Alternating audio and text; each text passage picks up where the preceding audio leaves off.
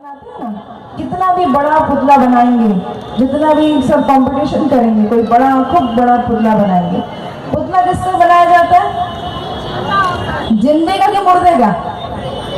आवाज नहीं आ रही। जिंदे के मुर्दे का पुतला बनाते हैं? जिंदे का।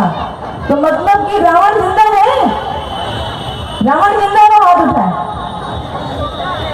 हाथ नहीं उठा रहे सभी। रावण जिंदा है या नहीं है? पुतला किसका बनाते हैं? जिंदे का। लेकिन रावण तो राम जी ने मार दिया। राम जी ने रावण को मार दिया, लेकिन फिर भी आज पुतला बनाकर क्या करते हैं? जलाते हैं। मतलब हमारे अंदर का रावण अभी नहीं मरा है। उसको कैसे मारेंगे? राम जी को बुलाना पड़ेगा। कैसे मारेंगे उसको? उसको कैसे मारेंगे? जब हम परमात्मा का ध्यान करेंगे, जब हम अपने मन का कनेक्शन परमात्मा से जोड़ेंगे, तो हमारे अंदर क्या प्राप्त होगी? शक्तियां प्राप्त होगी। और शक्तियों के फल स्वरूप जो परमात्मा की शक्ति हमारे अंदर आती है, तो धीरे धीरे विषय विकारों से हम दूर होना शुरू हो जाते हैं। 10 शीश वाला रावण, आज के इसी युग में किसी का 10 शीश निकल जाए, उसे लोग क्या कहेंगे? तो ये 10 शीश जो है वो सूचक है कि 5 विकार स्त्री के और 5 विकार किसके? पुरुष के। काम, क्रोध, लोभ, मोह, अहंकार, ये 5 विकार स्त्री के अंदर भी है और पुरुष के अंदर भी है। सबके अंदर व्याप्त है। किसी में ज्यादा मात्रा में है, किसी में कम मात्रा में है ना। लेकिन जब हम परमात्मा का ध्यान करते हैं, उस ईश्वर को याद करते हैं, ध्यान माना याद करना, जब उस ईश्वर को हम याद करते हैं तो उसकी शक्तियां हमारे अंदर आना शुरू हो जाता है। और जब शक्तियां आना शुरू हो जाता है तो हमारे अंदर दिव्य गुणों की धारणा शुरू होती है। जब दिव्य गुणों की धारणा शुरू होती है तो आत्म ज्योति जगती है। जब आत्म ज्योति जगती है तभी घर घर में दिया जगता है, तभी दिवाली मनाई जाती है। इसलिए जब 10 शीश वाला रावण हारता है, अर्थात हमारे अंदर के 5 विकार समाप्त होते हैं, तो ये संसार कलयुग से क्या बन जाता है? सतयुग बन जाता है। और जब सतयुग बन जाता है तभी से सभी के चेहरे पर लटकते नहीं है। सभी के चेहरे कैसे रहते हैं? खुशनुमा रहते हैं। कभी कभी हम लटक जाते हैं। इसलिए 2 लाइन जरूर याद रखिएगा। जिंदगी में मुश्किलें तमाम हैं। जिंदगी में मुश्किलें तमाम है। सबकी जिंदगी में मुश्किलें बहुत है। जिंदगी में मुश्किलें तमाम है, फिर भी इन होठों पे मुस्कान है। जिंदगी में मुश्किलें तमाम है, फिर भी इन होठों पे मुस्कान है। जिंदगी जब जीना हर हाल में है, तो मुस्कुरा के जीने में क्या नुकसान है? नुकसान है कोई? इसलिए सदा मुस्कुराते रहिए, खुश रहिए। और अभी हमारे सामने माँ काल रात्रि का तांडव प्रस्तुत करने आ रही है। एक बार जोरदार तालियों से चांदनी बहन का स्वागत करेंगे, अर्थात हमारी माँ काल रात्रि का स्वागत करेंगे।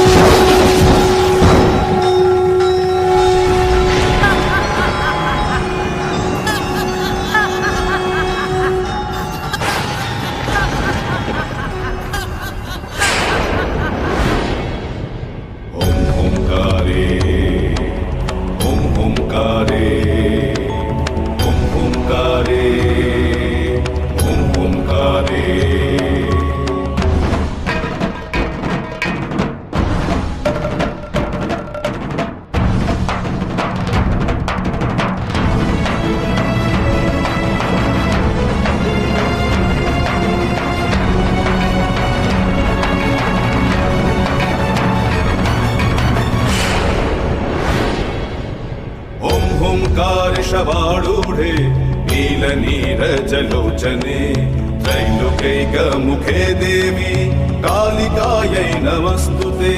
प्रत्यलीढपदे घोरे कुण्डमाला प्रलम्बिते खड्गलम्बोदरी भीमे कालिकायै नमस्तुते। नवयौवन सम्पन्ने गजकुम्भपवस्तनि बागेश्वरी शिवे शान्ते कालिकायै नमस्तुते। लोलजिह्वे हरालोके नेत्रत्रय विभूषिते घोरभास्वत्करे देवी कालिकायै नमस्तुते।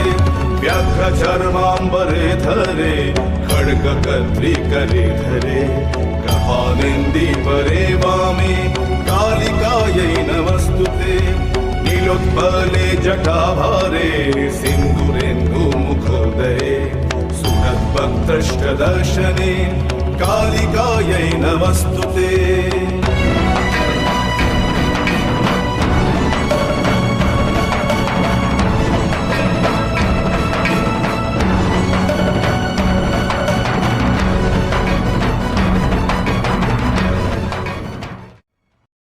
ब्रह्मा कुमारी ईश्वरीय विश्वविद्यालय परिवार द्वारा आयोजित इस सुंदर संदेश मूलक प्रस्तुति के पश्चात अभी आप सभी के सम्मुख नवरात्रि का सुंदर सा संदेश एक आशीर्वचन के रूप में आप सभी के सम्मुख दुआओं भरी वरदानों भरी बोल अमृत वचनों भरी बोल शब्द पुष्प अर्पित करते हुए आप सभी को आशीर्वाद देने के लिए हम सभी के सम्मुख उपस्थित हैं परम आदरणीय बड़े दीदी जी।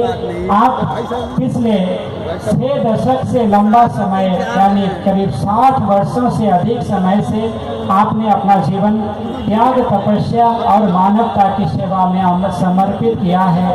आप नारी शक्ति की शिव शक्ति की चैतन्य स्वरूपा है। ऐसे परम आदरणीय बड़े दीदी जी के द्वारा हम सभी 2 मिनट आशीर्वचन ग्रहण करेंगे। उसके पश्चात यह मंच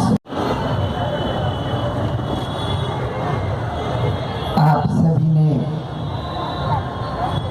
बहुत प्रेम से धैर्य से हमारे ईश्वरीय विश्वविद्यालय के बच्चों के द्वारा बहनों के द्वारा प्रस्तुति के आधार से अर्थ तो समझा ही होगा कि नवरात्रि का अर्थ क्या है। माँ के अनेक स्वरूपों का भिन्न भिन्न अर्थ जानते हुए आप सभी जरूर अपने जीवन में लाभ लेंगे। आज भी आपने देखा कैसे काली का रूप धारण करके असुर का वध किया। कल भी आपने माँ दुर्गा की प्रस्तुति देखी थी। तो हम सभी को इससे यही प्रेरणा लेनी है कि हम सब के अंदर जो आसुरी संस्कार है, बुराइयां हैं, उन सबको निकालना है। वह तभी निकलेगी जब हम उस परम पिता परमात्मा शिव को निरंतर याद करते हुए